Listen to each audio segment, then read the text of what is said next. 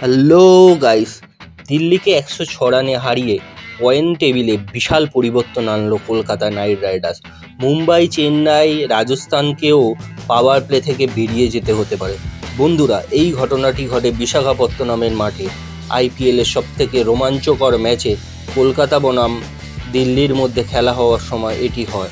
কলকাতা এদিন টসে জিতে ব্যাট করতে নামে এবং সুনীল নারায়ণ প্রথমেই ৩৯ বলে ৮৫ রান করে। রঘুবংশী ২৭ বলে করেন ৫৪ রান, অ্যান্ড্রু রাসেল ১৯ বলে করেন ৪১ রান ও রিঙ্কু সিংয়ের ৬ বলে করেন ২৬ রানের সুবাদে ২০ ওভারে ২৭২ রান করে দিল্লি, যেখানে ১৬৬ রান করে ১৭.২ ওভারে এবং অল আউট হয়ে যায়।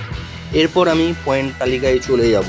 পয়েন্ট তালিকায় ১১তম স্থানে আছে মুম্বাই, ৩টি ম্যাচ খেলে ৩টিতে হার, পয়েন্ট 0। পয়েন্ট তালিকায় ১০ম স্থানে আছে দিল্লি, ৪টি ম্যাচ খেলে ৩টিতে হার, ১টিতে জিত, পয়েন্ট ২।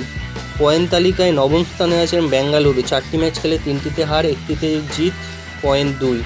৮ম স্থানে আছে পাঞ্জাব, ৩টি ম্যাচ খেলে ২টিতে হার, ১টিতে জিত, ২ পয়েন্ট। ৭ম স্থানে আছে হায়দ্রাবাদ, ৩টিতে খেলে ২টিতে হার, 1টিতে জিত, ২ পয়েন্ট। গুজরাট আছে ষষ্ঠতে, ৩টি ম্যাচ খেলে 1টিতে হার, 2টিতে জিত, ৪ পয়েন্ট। লখনৌ আছে ৩টিতে খেলে 1টিতে হার, 2টিতে জিত, ৪ পয়েন্ট।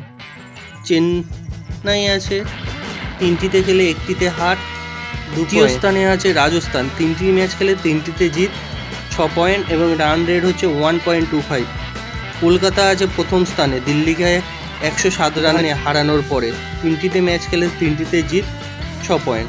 এবার অরেঞ্জ ক্যাপের অধিকারী আছেন বিরাট কোহলি ২০৩ রান, রেহান পরাগ ১৮১ রান ও হেনরি ক্লাসেন ১৬৭ রান। পার্পেল ক্যাপের অধিকারী যারা হয়ে আছেন, প্রথমেই আছে মুস্তাফিজ রহমান 7 উইকেট পান। পরবর্তীকালে দ্বিতীয় তৃতীয় স্থানে আছেন মহেন্দ্র যাদব ও যুজবেন্দ্র চাওয়াল, দুজনেই ৬টি করে উইকেট মারেন। সবথেকে বেশি ৬ মেরেছে হেনরি ক্লাসেন। তারপরে যারা আছেন তারা হলেন রেহান পরাগ ও সুনীল নারায়ণ, দুজনেই ১২টি করে ৬ মারেন।